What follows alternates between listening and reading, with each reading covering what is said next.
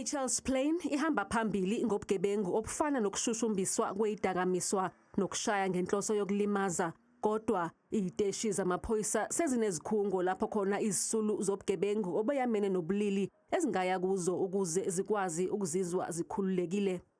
Dedicated GBV desks are now available at 134 police stations across the country, and police officers have also been trained in victim empowerment, domestic violence and sexual offences related programs. Izisulu seziyakwazi ukuvula amacala ezikhungweni zeThuthuzela Care Centre uma zingafuni ukuya emaphoyiseni.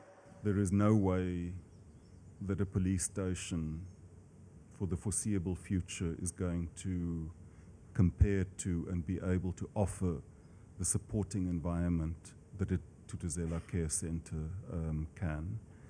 Isihlava sodlame lwezobulili kufanele sisukunyelwe ngezinsiza njengoba kwenzeka khathi kubheduke iCovid-19. There's always the issue of resources.